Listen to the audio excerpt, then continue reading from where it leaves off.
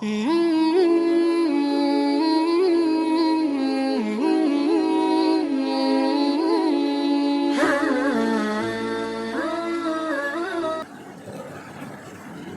الحمد لله نحمده ونستعينه ونستغفره ونعوذ بالله من شرور أنفسنا ومن سيئات أعمالنا. من يهده الله فلا مضل له ومن يضلله فلا هادي له.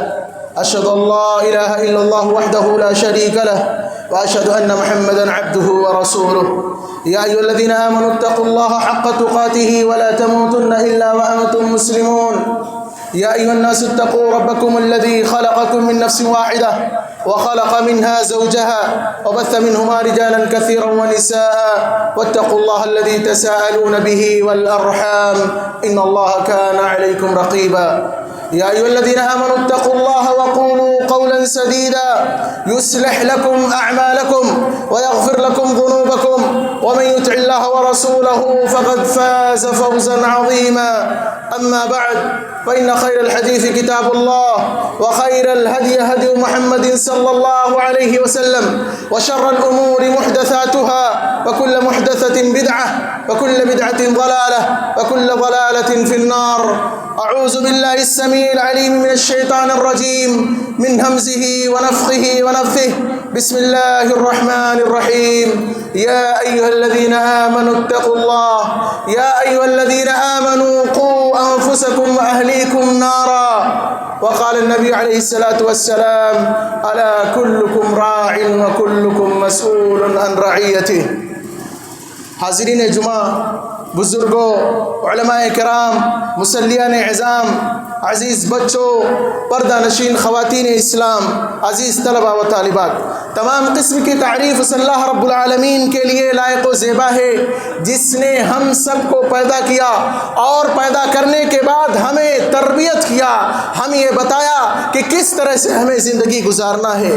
بعدہ درود و سلام کا نذرانہ پیش ہو تمام انبیاء کرام پر، بالخصوص ہمارے اور آپ کے آخری نبی تاجدار مدینہ سید الکونین والثقلین محمد عربی صلی اللہ علیہ وسلم پر، جنہوں نے اپنے امت کے بچوں کو تربیت کی تلقین کیا اور اپنے نواسے حسن اور حسین اور اس وقت موجودہ جو افراد تھے ان بچوں کی بہترین تربیت کیا اور امت کو اس حوالے سے آگاہ فرمایا کہ بچوں کی تربیت کس طرح سے ہونی چاہیے۔ حاضرین جمعہ، گزشتہ جمعے میں نے تربیت اولاد کے تعلق سے گفتگو کیا تھا، اس کا دوسرا حصہ آج کے اس خطبہ جمعہ میں آپ کے سامنے پیش کیا جائے گا۔ اولاد یہ ایک نعمت ہے، اولاد یہ ہمارے دلوں کا سکون ہے، اولاد یہ ہمارے آنکھوں کی ٹھنڈک ہے، اولاد یہ ہمارے بڑھاپے کا سہارا ہے، اولاد یہ ہمارے لیے صدقہ جاریہ ہے، اولاد یہ ہمارے نیک نامی کا ذریعہ ہے۔ اولاد بہترین اگر اولاد ہے تو ایسے والدین کے لیے دنیا ایک جنت سی بن جاتی ہے۔ میرے بھائیوں،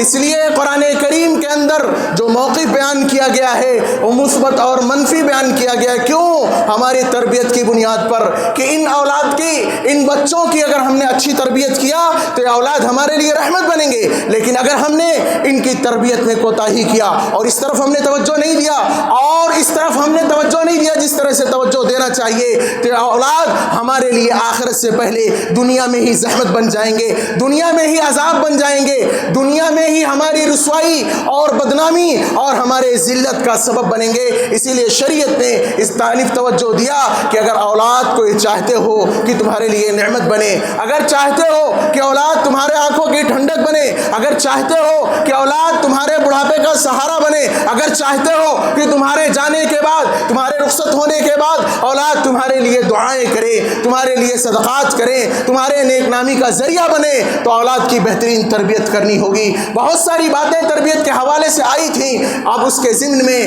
تربیت کے حوالے سے یہ بات بھی میں ذکر کر دوں کہ جس طرح سے ہمیں ولادت کے بعد عقیقہ کرنا ہے، بہترین نام رکھنا ہے، اسی طرح سے جو ہے اس کی دینی تربیت کرنا ہے، اسے عقیدہ سکھلانا ہے۔ یہ سب باتیں گزر چکی، لیکن اہم بات ایک یہ ہے کہ اس کی جسمانی تربیت کا بھی خیال رکھیں۔ جس طرح سے ہمیں بچوں کی تربیت کرنا ہے اسی طرح سے ہمیں اس کے جسم کا بھی خیال رکھنا ہے، اس کے خوراک کا بھی خیال رکھنا ہے۔ اسی لیے اہل عرب اپنے بچوں کو بادیہ میں بھیج دیا کرتے تھے، دیہاتوں میں بھیج دیا کرتے تھے، تاکہ وہاں جائیں گے تو یہ چھوٹے بچے گرمی کو برداشت کریں گے، سردی کو برداشت کریں گے، وہاں کے سخت ماحول کو برداشت کرتے کرتے ان کے اندر یہ عادت بن جائے گی کہ مشکلات کا سامنا کر سکیں، پریشانیوں کا سامنا کر سکیں۔ اور دودھ پلانے کے لیے دایا کے حوالے کر دیا جاتا تھا، تاکہ ان دایا عورتوں اور ان خواتین کی جفا کشی، بہادری، ہمت اور قوت برداشت وہ چیز بچے کے اندر بھی منتقل ہو جائے، بچہ بھی باہمت بن جائے، بچہ بھی جب بڑا ہو تو اس کے اندر مصائب سے الجھنے نہیں بلکہ مصائب کو کس طرح سے سلجھانا ہے اور مصائب کا کس طرح سے مقابلہ کرنا ہے، اس کے اندر یہ ہمت آ جائے، اس کے اندر جرأت پیدا ہو جائے، اس کے اندر جمع مردی آ جائے، وہ کس طرح سے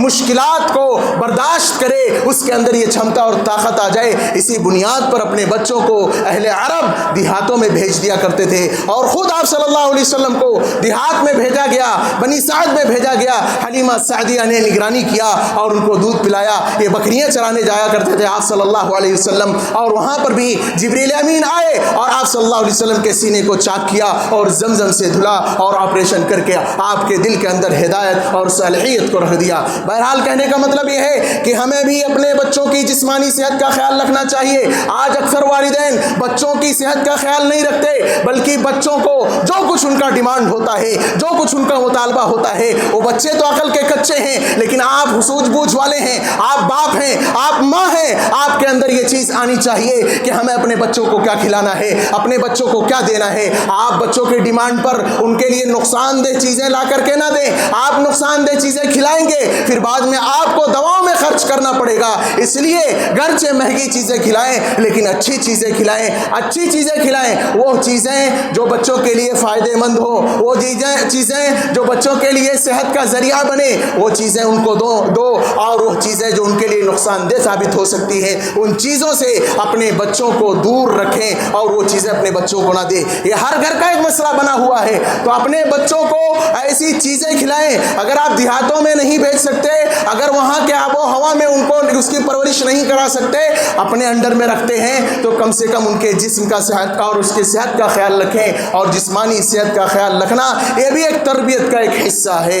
اور اسی طرح سے جسمانی صحت کے ساتھ ساتھ ایک اور چیز میں بتاؤں کہ تربیت کے حوالے سے یہ بات بھی مذکور ہے کہ بچوں کے ساتھ ہمیں شفقت کرنی چاہیے، یہ بھی تربیتی پہلو ہے کہ بچوں کے ساتھ نرمی ہونی چاہیے، شفقت کا معاملہ ہونا چاہیے۔ ایسا نہیں ہے کہ آپ اس کو خوب پیٹ دیں، خوب مار دیں، اگر بہت زیادہ سختی کرتے ہیں، بہت زیادہ مارتے ہیں، اگر بچوں کو جسمانی طور پر آپ اذیت دیتے ہیں تو یہ بچے ظالم بن جائیں گے، یہ بچے باغی بن جائیں گے، یہ بچے کل آپ کے دشمن ہو جائیں گے، کل آپ کے سامنے کھڑے ہوں گے اور آپ کی باتوں کا جواب دیں گے۔ اس لیے بچوں کی جو تربیت ہونی چاہیے وہ شفقت کے سائے میں ہونی چاہیے، وہ نرمی کے ساتھ ہونی چاہیے۔ اتنی سختی نہ ہو، اتنی سختی نہ ہو کہ وہ عناد پر اتر آئیں، اتنی سختی نہ ہو کہ وہ سرکشی پر اتر آئیں، اتنی سختی نہ ہو کہ مار کر کے آپ ان کے ہاتھ اور پیر کو توڑ دیں۔ یہ تمام چیزیں نہیں ہونی چاہیے۔ تربیت کے حوالے سے یہ بات اپنے ذہنوں میں رکھ لیں کہ بچوں کی تربیت میں شفقت کا خیال رکھیں، نرمی کا خیال رکھیں۔ اللہ کے نبی صلی اللہ علیہ وسلم ایک مرتبہ بیٹھے ہوئے تھے، حضرت حسن رضی اللہ عنہ ان کی طرف آئے، آپ صلی اللہ علیہ وسلم نے ان کو اٹھایا اور بوسہ لیا۔ وہیں پر اقرا بن حابس رضی اللہ عنہ بیٹھے ہوئے تھے، اللہ کے نبی صلی اللہ علیہ وسلم سے پوچھا آپ یہ کیا کر رہے ہیں؟ کہا میں اپنے نواسے کو بوسہ لے رہا ہوں۔ اقرا بن حابس رضی اللہ عنہ نے کہا کہ میرے 10 بیٹے ہیں، میرے 10 بچے ہیں، لیکن کبھی میں نے کسی کو بوسہ نہیں لیا۔ اللہ کے نبی صلی اللہ علیہ وسلم نے کہا من لا یرحم لا یرحم، جو رحم نہیں کرتا اس پر رحم نہیں کیا جاتا۔ یہ حدیث اس بات پر دلالت کرتی ہے کہ اپنے بچوں کی اگر تربیت کرنا ہے تو شفقت کے سائے میں کرنا ہوگا، نرمی کے ساتھ کرنا ہوگا، سختی کرنا لیکن ایسی جگہوں پر سختی کرنا ہے اور مناسب طریقے سے سختی کرنا ہے، لیکن نرمی کے سائے میں اپنے بچوں کی تربیت کرنا ہے۔ آپ اپنے بچوں کو اتنا زیادہ نہ ڈرا دیں کہ وہ آپ سے سہم بن جائے، آپ سے ڈر جائے، آپ کے لیے اس کے دل میں خوف ہو، آپ کے لیے اس کے دل میں محبت بھی ہونی چاہیے۔ اللہ کے نبی صلی اللہ علیہ وسلم نے ایک صحابی کو یہ سمجھایا تھا، کہا تھا اخفہم فی اللہ، کہ ان بچوں کو کے دلوں میں اللہ کا ڈر پیدا کرو۔ جب ان کے دل میں اللہ کا ڈر پیدا ہوگا تو کسی اور چیز سے ڈرانے کی ضرورت نہیں ہے، کسی اور چیز سے دھمکانے کی ضرورت نہیں ہے، کیونکہ ان کے اندر اللہ کا جب خوف پیدا ہو جائے گا تو تمام چیزیں درست ہو جائیں گی، پورا نظام ان کا درست ہو جائے گا۔ اسی لیے اللہ کے نبی صلی اللہ علیہ وسلم نے ایک اور حدیث میں ارشاد فرمایا کہ سب سے جو ہے بہترین گھرانہ وہ ہے کہ جس کے اندر نرمی اور شفقت ہوتی ہے، اور نرمی اور شفقت جب ہوتی ہے تو ان کے بچوں کے اندر بھی یہ نرمی سرایت کر جاتی ہے، یہ شفقت سرایت کر دی جاتی ہے۔ گویا کہ اولاد کے ساتھ ساتھ والدین بھی اگر شفیق ہیں، والدین کے اندر رحم دلی ہے تو بچے بھی نرم مزاج پیدا ہوں گے، ان کے اندر بھی رحم دلی آئے گی۔ آپ جانتے ہیں خادم رسول انس رضی اللہ عنہ، انس رضی اللہ عنہ اللہ کے نبی صلی اللہ علیہ وسلم کی خدمت میں تھے، 10 سال تک انہوں نے نبی صلی اللہ علیہ وسلم کی خدمت کیا۔ حضرت انس رضی اللہ عنہ کا بیان ہے کہ مجھے رسول اللہ صلی اللہ علیہ وسلم نے کبھی مارا نہیں، کبھی ڈانٹا نہیں، بلکہ یہ کہا کہ کبھی مجھے اف تک نہیں کہا۔ یہ اس بات پر دلالت کرتا ہے کہ نرمی کے سائے میں ان کی تربیت ہونی چاہیے۔ بچہ ہے، 10 سال کا ہے، نبی صلی اللہ علیہ وسلم کے ساتھ ہے، ظاہر سی بات کچھ نہ کچھ نادانی ہوئی ہوگی، کچھ نہ کچھ غلطی ہوئی ہوگی، لیکن حضرت انس رضی اللہ عنہ کا تبصرہ ہے آپ صلی اللہ علیہ وسلم کی تربیت کو لے کر کے کہ نبی صلی اللہ علیہ وسلم نے مجھے اس 10 سال کے بیچ میں کبھی اف تک نہیں کہا۔ تو گویا کہ بچوں کی جو تربیت ہونی چاہیے وہ نرمی اور شفقت کے ساتھ ہونی چاہیے۔ تربیت کا ایک پہلو یہ بھی ہے کہ بچوں کی غلطیوں کو ہمیں نظر انداز نہیں کرنا چاہیے، بچوں کی غلطیوں کو ہمیں بھلا نہیں دینا چاہیے، بلکہ ان غلطیوں پر تنبیہ بھی ہونی چاہیے۔ بچہ چھوٹی سی چیز چوری کر کے آیا ہے، والدین یہ کہتے ہیں کہ بچہ ہے جانے دو، کیا ہوا، ابھی بڑا ہوگا تو چوری نہیں کرے گا۔ وہ بچہ کسی کو گالی دیتا ہے، ابھی بچہ ہے کوئی بات نہیں ہے، جانے دیجئے، بڑا ہوگا تو گالی نہیں دے گا۔ اسی طرح سے بچے نیم عریاں لباس پہنتے ہیں، بچوں کے ہیئر اسٹائل دیکھ لیجئے، بچوں کا لباس دیکھ لیجئے۔ والدین اپنے بچوں کے اندر یہ غلطیاں دیکھتے ہیں اور یہ بنیادی غلطیاں ہوتی ہیں، لیکن والدین یہ کہہ کر کے نظر انداز کر دیتے ہیں کہ یہ بچے چھوٹے ہیں، بچے ان کے اندر سمجھ نہیں ہے، بڑے ہوں گے تو خود صحیح ہو جائیں گے، یہ کہہ کر کے ان کی غلطیوں کو نظر انداز کر دیا جاتا ہے اور ان کی غلطیوں پر تنبیہ نہیں کی جاتی ہے۔ یاد رکھیے یہ تربیت کا برا پہلو ہے کہ اگر آپ کا چھوٹا بچہ چوری کر کے آتا ہے، آپ نے نظر انداز کر دیا، آپ کا چھوٹا بچہ کسی کو گالی دیتا ہے، کسی کو برا بھلا کہتا ہے، کسی کو سب و شتم کرتا ہے، کسی کے ساتھ بدتمیزی کرتا ہے اور برائی سے پیش آتا ہے، والدین نے صرف یہ کہہ کر کے ٹال دیا کہ ابھی بچہ ہے، بعد میں صحیح ہو جائے گا۔ آپ کی چھوٹی بچی ہے، نیم عریاں لباس پہنتی ہے، ایسے لباس پہنتی ہے جس سے جسم نظر آتا ہے، آپ یہ کہہ دیتے ہیں کہ ابھی بچی ہے، چھوٹی ہے، اپنے شوق کو پورا کر لے۔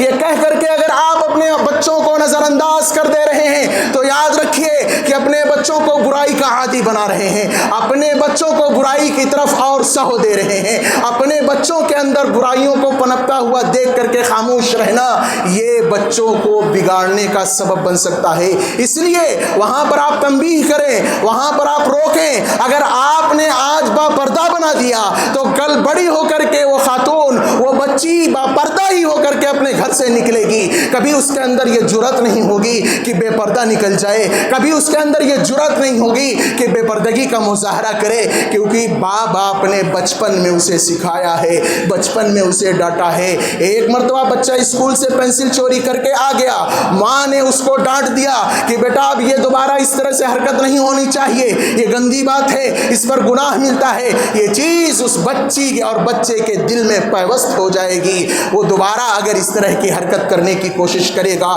تو 100 بار سوچے گا کہ یہ گناہ کا کام ہے، یہ غلط ہے، نہیں کرنا چاہیے، تو کل بڑا ہو کر کے بھی یہ نہیں کرے گا۔ اور اسی طرح سے اگر کسی کو گالی گلوچ دے رہا ہے، والدین فوراً ڈانٹیں، فوراً تنبیہ کریں کہ ایسا نہ ہو کہ کل وہ بدزبان بن جائے، لوگوں کا ادب و احترام چھوڑ دے، اپنی زبان سے گالی گلوچ کا مظاہرہ کرے۔ ظاہر سی بات ہے وہ بڑا ہو کر کے جب کسی کو گالی گلوچ دے گا اور کسی کے والدین کو گالی دے گا تو حدیث کے کے مطابق وہ گالی لوٹ کر کے آپ پر آئے گی. آپ ان کے والدین ہیں, آپ پہلے نرمی کے ساتھ سمجھائیے. نرمی کے ساتھ معاملہ نہیں ہوتا ہے تو سختی کیجیے, ڈانٹیے, بولیے اس کو, جو ہے اس سے نہ بولنے کا بہانہ کیجیے کہ ہم آپ سے گفتگو بند کر دیں گے, آپ کے ساتھ نہیں کھانا کھائیں گے, آپ کو فلاں چیز نہیں دلائیں گے. جیسی بھی تربیت ہو سکتی ہے ویسے آپ کو کرنا ہے. گویا کہ نرمی ہو تو ساخت میں غلطیوں پر سختی بھی ہونی چاہیے. نرم مزاجی اور گرم مزاجی یہ دونوں چیزیں ساتھ میں لے کر کے چلنا ہے. نرمی بھی ہو, خوف بھی ہو. اگر اس طرح سے بچوں کی تربیت ہوگی تو بچہ آگے چل کر کے سنجیدہ مزاج بن جائے گا, شریعت کے مطابق چلنے والا بن جائے گا, ماحول اور معاشرے اور انسانیت کے خلاف کام نہیں کرے گا. آج ہم اپنے بچوں کے بالوں کی سٹائل دیکھ کر کے نظر انداز کر دیتے ہیں. اساتذہ کتنا ان کو تنبیہ کریں گے.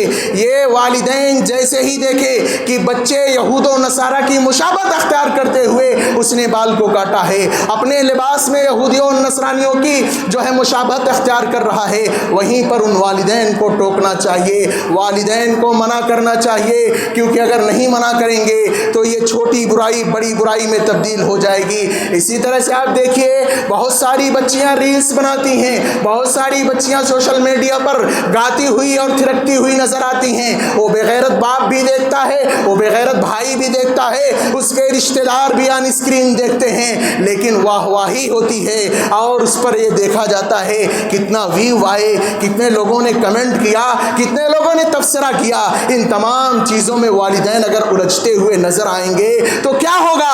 یہ بچے بڑے ہو کر کے اپنے والدین کے ساتھ بے وفائی کریں گے, اپنے والدین کو دھوکہ دیں گے, ان کے ساتھ غداری کریں گے. آپ اپنے بچوں کو دیکھیے کہ ان کی صحبت کس کے ساتھ ہے. آج آپ دیکھیے اسکولوں اور کالجوں میں ہوتا ہے کہ دوستی کے نام پر جو ہے پردے کی دھجیاں اڑا دی جاتی ہیں اور ناجائز دوستیاں کی جاتی ہیں اور فرینڈ شپ کا نام دے دیا جاتا ہے کہ ہمارا کلاس میٹ ہے, ہمارا دوست ہے. آج ایک بچی ایک بچے سے, ایک لڑکا ایک لڑکی سے آپس میں دوستیاں قائم کرتے ہیں, ناجائز تعلقات قائم کرتے ہیں. یہ کس بنیاد پر ہوتا ہے؟ والدین کی لاپرواہی کی بنیاد پر ہوتا ہے. والدین ان کی غلطیوں پر نہیں ٹوکتے, والدین ان کی غلطیوں پر نگاہ نہیں رکھتے, ان کو منع نہیں کرتے. جب بچے جان جاتے ہیں کہ ہمارے والدین تو سیدھے ہیں, ہم کچھ بھی کر لیں منع کرنے والے نہیں ہیں, تو اس سیدھائی کا فائدہ اٹھاتے ہیں اور ناجائز کام کی طرف جاتے ہیں. پھر وہی بچہ اور وہی بچی آپ کی جب کسی غیر کے ساتھ بھاگتی ہے اور جو ہے کسی نان مسلم کے ساتھ بیاہ کرتی ہے اور اس کے سامنے دین دھرم کوئی میٹر نہیں کرتا, اس وقت آپ کو سمجھ میں آئے گا, اس وقت آپ ہوش کے ناخن لیں گے کہ کاش کی بچپن سے ہی ہم نے ٹوکا ہوتا کہ بیٹا بیٹی جو ہے غلط تعلقات قائم کرنا یہ گناہ کا کام ہے, یہ شریف لوگوں کا کام نہیں, یہ اچھے لوگوں کا کام نہیں. یہ چیزیں آپ نے بچپن سے پیوست کی ہوتی تو وہ بچی وہ بچہ دوستی کے نام پر ساتھ میں نہیں رہتا بلکہ کوسوں دور بھاگتا اور اس طرح سے جو ہے بچوں کی تربیت ہو جاتی. لیکن بچپن کی لاپرواہی یہ بڑے گناہ کا سبب بن سکتی ہے.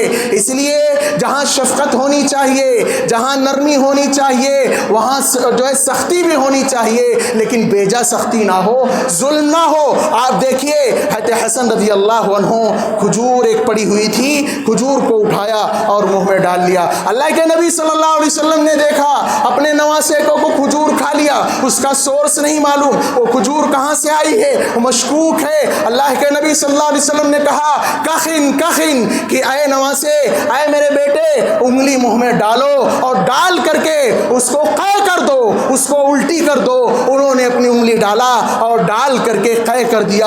اس کھجور کو جو پیٹ میں جا چکی تھی اس کو باہر نکال دیا, قے کر دیا, الٹی کر دیا. کہا ہم آل رسول کے لیے زکوٰۃ, آل رسول کے لیے صدقہ درست نہیں ہے, اس لیے ہو سکتا ہے یہ کھجور جو تم نے کھائی ہے ہو سکتا ہے یہ صدقے کی کھجور ہو, اور آل محمد کے لیے درست نہیں ہے تو آپ نے ایک غیر درست کام کر لیا ہو، یہ مشکوک معاملہ تھا اور اس کو جو ہے اگلوا دیا، اس کو نکلوا دیا۔ یہ ہے نبی کی تربیت۔ یہی تربیت آج ہمیں بھی اپنے بچوں کی کرنی چاہیے۔ نرمی کی جگہ پہ نرمی، نبی نے اٹھایا اور بوسہ لیا، خطبہ دے رہے ہیں نواسے رسول آئے گود میں لے لیا، نماز پڑھا رہے ہیں اپنی نواسی امامہ کو گود میں لے لیا، یہ نرمی ہے، یہ تربیتی پہلو ہے۔ اور دوسری طرف کھا لیا ہے، بچہ ہے، کہہ سکتے تھے جانے دو پیٹ میں چلا گیا، اللہ تعالیٰ بھول چوک کو معاف کرتا ہے، لیکن نبی نے کہا نہیں، کخن اس کو باہر نکال دو، اور انگلی کر کے انہوں نے اس کو باہر نکال دیا۔ میرے بھائیوں،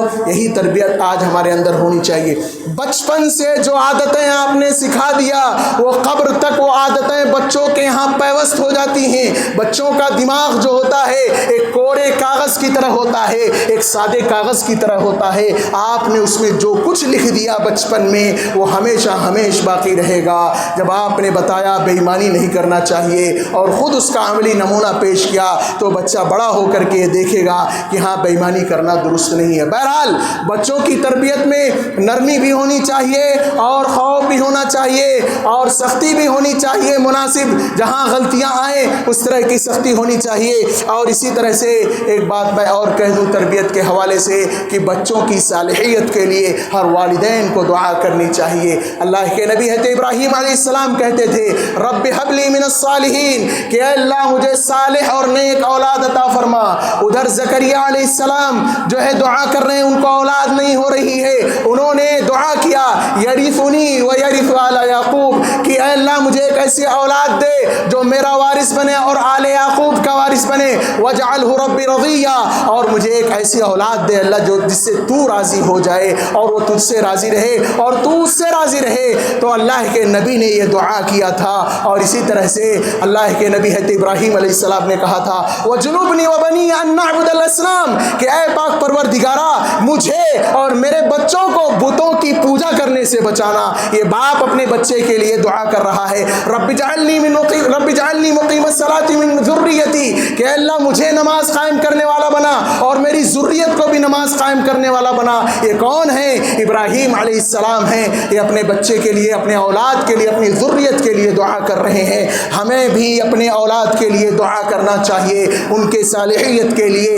ان کی نیکی کے لیے، ان کی اچھائی کے لیے، ان کی صحت اور ان کی تعلیم اور ان کے مستقبل کے لیے ہمیں اللہ کے سامنے اپنے ہاتھ کو اٹھانا چاہیے، بالخصوص ان کی صالحیت کے لیے ہمیں دعا کرنا چاہیے۔ تو گویا کہ ہمیں اپنے بچوں کے لیے دعا کرنا چاہیے اور بد دعا کرنے سے بچنا چاہیے۔ والدین کتنے بھی غصے میں ہوں لیکن اپنے بچوں کو بد دعا نہ کریں۔ اللہ کے نبی صلی اللہ علیہ وسلم نے فرمایا لا تدعوا علی انفسکم ولا علی اموالکم ولا علی اولادکم، کہ تم اپنے نفسوں پر بد دعا نہ کرو، کتنے بھی غصے میں ہو لیکن اپنے نفس پر بد دعا نہ کرو، اپنے مال کے لیے بد دعا نہ کرو اور نہ ہی اپنے بچوں کے لیے بد دعا کرو۔ بعض والدین ہوتے ہیں کہ غصے میں آ کر کے اپنے بچوں کو بد دعائیں دے دیتے ہیں۔ والدین اور بالخصوص والد کی بد دعا بچوں کے حق میں لگتی ہے، اس لیے انہیں اپنی زبان کا صحیح استعمال کرنا چاہیے اور بچوں کے لیے اگر دعا نہ کر سکیں تو بد دعا بھی نہ کریں، ان کو ان کے حال پر چھوڑ دیں، ان کے صلاح کے لیے، ان کے ہدایت کے لیے، ان کے نیکی کے لیے دعا کرتے رہیں۔ تو گویا کہ دعا کرنا ایک پہلو ہے۔ اور اسی طرح سے ایک چیز میں اور ذکر کروں کہ جس طرح سے باپ کا ایک حق ہے کہ بچوں کی تربیت کرے، ایسے ماں کا بھی حق بنتا ہے کہ بچوں کی تربیت کرے۔ والدین دونوں تربیت کے ذمہ دار ہیں لیکن ماں کی ذمہ داری زیادہ بڑھ جاتی ہے، ماں کی ذمہ داری باپ کے مقابلے میں زیادہ ہو جاتی ہے۔ اللہ کے نبی صلی اللہ علیہ وسلم نے فرمایا کہ الا کلکم راع و کلکم مسئول عن رعیتہ، کہ تم میں سے ہر کوئی نگراں ہے اور اس کے نگرانی کے بارے میں سوال کیا جائے گا۔ والمرأة راعیۃ فی بیت زوجہا، اور بیوی اپنے شوہر کے گھر کی ذمہ دار ہے اور اس کی ذمہ داری کے بارے میں سوال کیا جائے گا۔ گویا کہ خواتین اسلام سے گزارش ہے، اسلامی ماں اور بہنوں اپنے بچوں کی اچھی تربیت کرو. کل قیامت کے دن آپ سے جہاں آپ کے تمام چیزوں کے بارے میں پوچھا جائے گا وہاں اللہ تعالیٰ آپ سے پوچھے گا کہ گھر کے شوہر کی ذمہ داری تو نے کیسی نبھائی تھی, اس میں امانت کا خیال کیا تھا کہ نہیں کیا تھا, اور اس کے بچوں کی تربیت کیسی کی تھی. اس سوال کا جواب تمام ماؤں اور بہنوں کو دینا ہوگا اللہ رب العالمین کی بارگاہ میں. اور میں اس لیے بات کہہ رہا ہوں کہ ماں کی ذمہ داری باپ کے مقابلے میں کئی گنا بڑھ جاتی ہے. یہ اس لیے کہ صحابی رسول آئے اور اللہ کے نبی سے پوچھتے ہیں کہ اللہ کے نبی اب بتائیے کہ میری صحبت کا سب سے زیادہ حقدار کون ہے؟ اللہ کے نبی نے کہا تمہاری ماں. پھر پوچھا کہا تمہاری ماں. پھر پوچھا کہا تمہاری ماں. پھر پوچھا کہا تمہارے باپ. اس سے علماء نے استدلال کیا ہے کہ جس طرح سے 3 گنا ماں کا حق باپ کے مقابلے میں زیادہ ہے اسی طرح سے اس کی تربیت کی مسئولیت بھی باپ کے مقابلے میں ماں کے اندر 3 گنا زیادہ ہے. ماں کو زیادہ کیئر کرنا چاہیے, ماں کو زیادہ خیال کرنا چاہیے بچوں کی تربیت کو لے کر کے.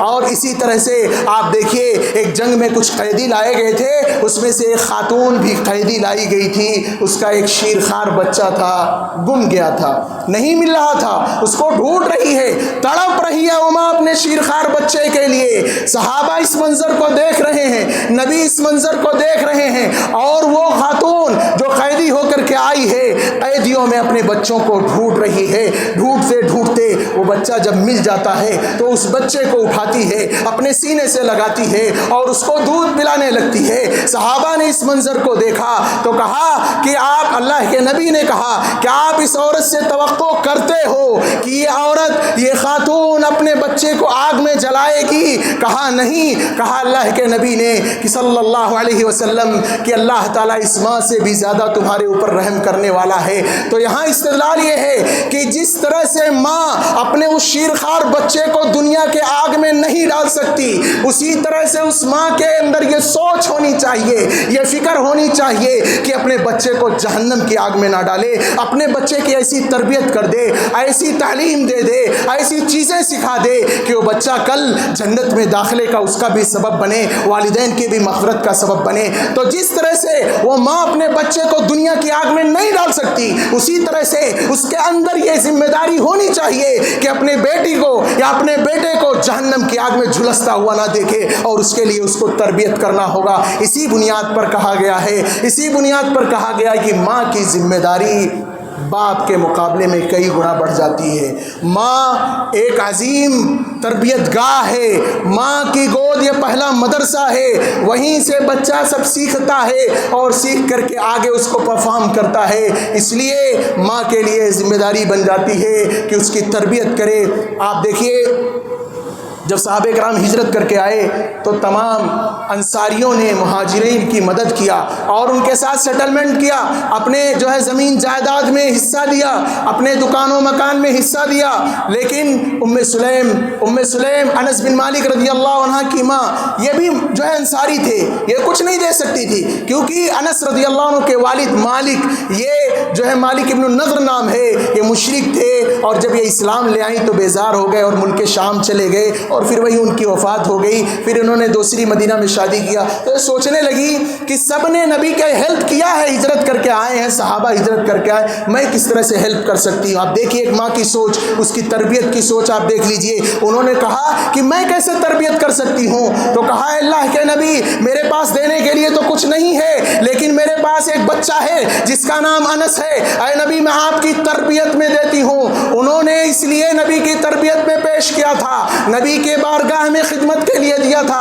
ایک طرح سے یہ چیز ہو جائے گی کہ سب نے مدد کیا تو ہم بھی ہیلپ کریں کہ نبی کا خادم بن جائے گا. لیکن وہیں پر دوسری طرف ماں کی نگاہ یہ تھی کہ یہ بچہ نبی کی تربیت میں جائے گا تو تعلیم یافتہ بن جائے گا, تربیت کا اعلیٰ نمونہ بن جائے گا, اس کے اندر تربیت آ جائے گی. یہ تربیت جو نبی سے سیکھے گا اس کے ذریعہ سے بہت سارے لوگوں کا فائدہ ہوگا. آپ دیکھیے ایک ماں ایک عظیم ماں اپنے بچے کی تربیت کے لیے کس قدر فکر مند تھی کہ نبی کی خدمت میں دیا، وہیں پر ان کی دوسری نگاہ بچے کی تربیت پر تھی۔ آپ دیکھیے ربیعۃ الرائے کا نام آپ لوگوں نے سنا ہوگا، یہ مدینہ کے محدث اور فقیہ تھے۔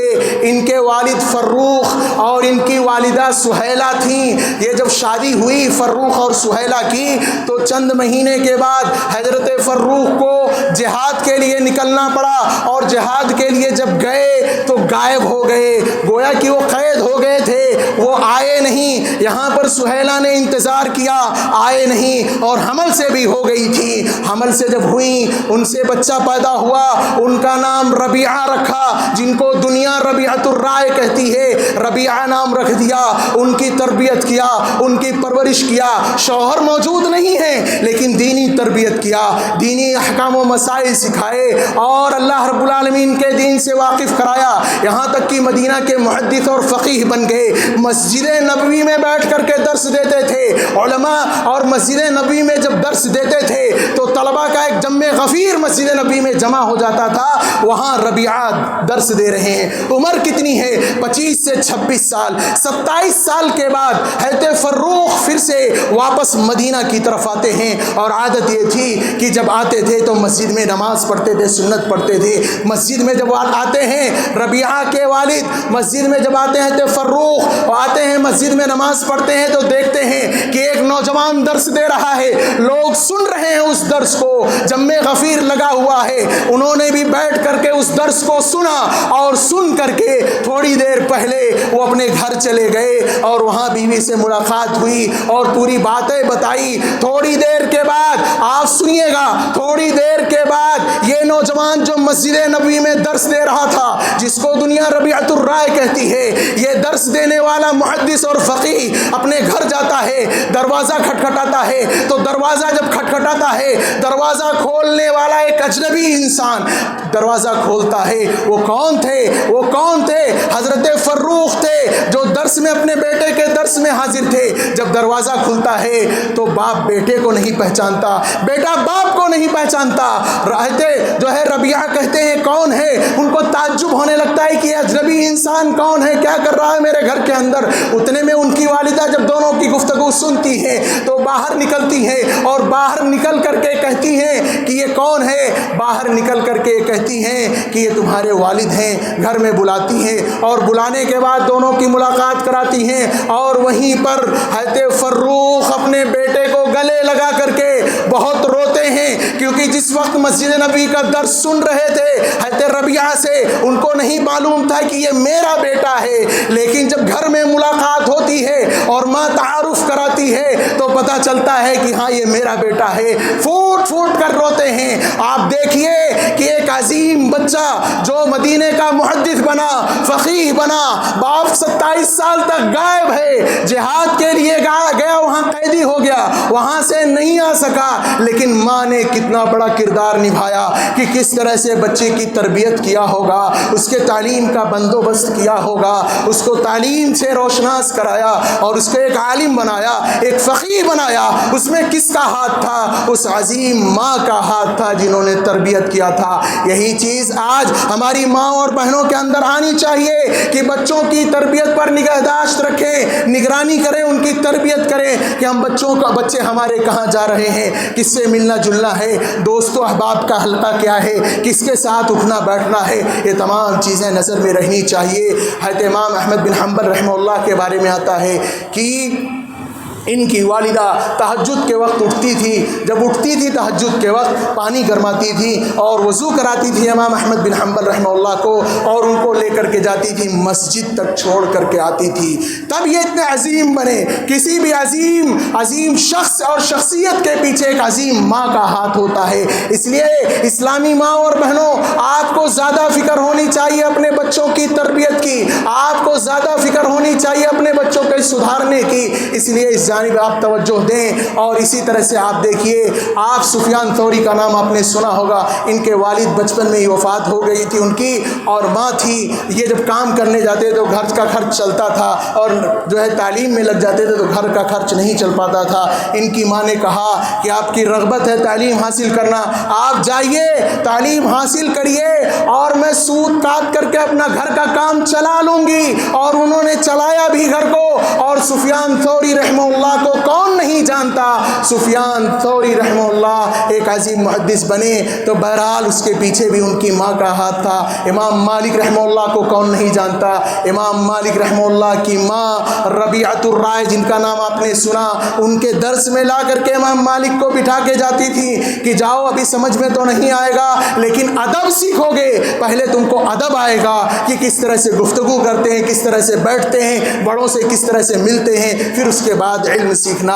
یہ ماؤں کا کردار ہے۔ آج عورتوں کو عموماً اسلامی عورتوں کو تانا دیا جاتا ہے کہ یہ بچہ پیدا کرنے کی مشین ہے، یہ بچہ پیدا کرنے کی فیکٹریاں ہیں، مسلمان ان کو بچہ پیدا کر کے ناکارہ چھوڑ دیتے ہیں۔ نہیں میری ماں اور بہنوں، یہ ناکارگی نہیں ہے، انہی ماؤں نے عظیم محدثین کو پیدا کیا ہے۔ بھلے گھر میں بیٹھی رہتی ہیں، گھر کا اور کچن کا کام دیکھتی ہیں، لیکن انہوں نے تربیت کے ذریعہ سے وہ بڑا کام کیا ہے جو دنیا کے لوگ نہیں کر سکتے۔ یہ مائیں ناکارہ نہیں ہیں، یہ صرف بچہ پیدا کر کے نہیں چھوڑ دیتی ہیں، بلکہ ان ماؤں نے محدثین کو جنم دیا ہے، ان ماؤں نے عظیم عظیم ہستیوں کو پیدا کیا ہے، ان ماؤں نے بزنس مینوں کو پیدا کیا ہے، ان ماؤں نے فقہا کو پیدا کیا ہے، ان ماؤں نے تلوار چلانے والے مجاہدین کو پیدا کیا ہے، اور ان کو یہ ہنر سکھایا ہے۔ ان کے پیچھے کہیں نہ کہیں ماں کی تربیت ہوتی ہے اور ماں کا ہاتھ ہوتا ہے۔ اس لیے آپ اپنے بچوں کی تربیت پر توجہ دیں۔ آپ صرف گھر پر ہی نہیں بلکہ باہر پر دیکھیں اور اس پر نظر ڈالیں کہ بچہ آپ کا کس کے ساتھ گھومتا ہے، گلیوں میں کس کے ساتھ اٹھنا بیٹھنا ہے، ان تمام چیزوں پر توجہ دیں۔ آپ ماں ہیں، باپ تو باہر رہتا ہے، کمانے کے واسطے جاتا ہے، صبح گیا نوکری پہ، شام کو آیا، کھایا پیا سو گیا۔ ممبئی کی لائف اسٹائل یہی ہے۔ مائیں ہمیشہ 24 گھنٹہ اپنے بچوں کے ساتھ رہتی ہیں، تو مائیں یہ بتائیں کہ جب جو ہے حمام میں جانا ہے تو کیسے جانا ہے، نکلنا ہے تو کیسے نکلنا ہے، کیا دعا پڑھنا ہے، کھانا ہے تو کیسے کھانا ہے، کھانے کے آداب سکھلائیں، حمام باتھ روم کے آداب سکھلائیں۔ اسی طرح سے لوگوں سے کس طرح سے گفتگو کرنا ہے، کس طرح سے پیش آنا ہے، پورا جو ہے ادب سکھائیں، ان کو طریقہ سکھلائیں، اور اسی طرح سے صفائی اور ستھرائی کرنا سکھلائیں، بتائیں کہ صفائی آدھا ایمان ہے، کس طرح سے بچوں کو صفائی پسند بنانا ہے، کس طرح سے جو ہے صفائی کرنا۔ یہ مائیں اپنے پریکٹیکل کے ذریعے سے ان کو بتا سکتی ہیں اور خود کرا سکتی ہیں۔ یہ عادتیں جو آج اپنے بچوں کے اندر آپ نے ڈال دیا، کل یہ ہمیشہ ان کو زندگی بھر کام آئیں گی، اور آج آپ نے تربیت نہیں کیا تو آگے چل کر کے جب وہ بچہ بڑا ہو جائے گا اور اپنے اسٹائل سے سب کام کرے گا تو آپ کتنا بھی سمجھائیں یہ چیزیں کارگر نہیں ہوں گی۔ بہرحال انہی باتوں پر میں اپنے خطبے کو ختم کرتا ہوں۔ اللہ تعالیٰ سے دعا کرتا ہوں کہ بار الہ جو باتیں کہی گئیں ہمیں اس پر عمل کرنے کی توفیق عطا فرما۔ اے اللہ ہمیں اپنے بچوں کی اچھی تربیت کرنے کی توفیق عطا فرما۔ اے اللہ مسلمان کہیں بھی پریشان حال ہوں، اے اللہ ان کی پریشانیوں کو دور فرما دے۔ اے اللہ جو مصیبت زدہ ہیں، اے اللہ ان کی مصیبتوں کو دور کر دے۔ اے اللہ جو بے اولاد ہیں، اللہ ان کو صاحب اولاد عطا فرما۔ اے اللہ جو بیمار ہیں، اللہ ان کو شفائے کاملہ عاجلہ عطا فرما۔ اے اللہ جو ہاسپٹلوں میں ایڈمٹ ہیں، اے اللہ ان کو شفائے کاملہ عاجلہ عطا فرما، اور ان کے گھر تک صحیح سلامت واپس کر دے۔ اے اللہ جو اہل ایمان وفات پا چکے ہیں، اے اللہ ان کے قبروں کو نور سے بھر دے اور ان کو جنت الفردوس میں اعلیٰ سے اعلیٰ مقام عطا فرما۔ اے اللہ ہمارا خاتمہ ہو تو توحید پر ہو، ہماری زبان سے لا الہ الا اللہ محمد رسول اللہ کے کلمات جاری ہوں، وصلی اللہ علی نبینا محمد وعلی آلہ وصحبہ اجمعین۔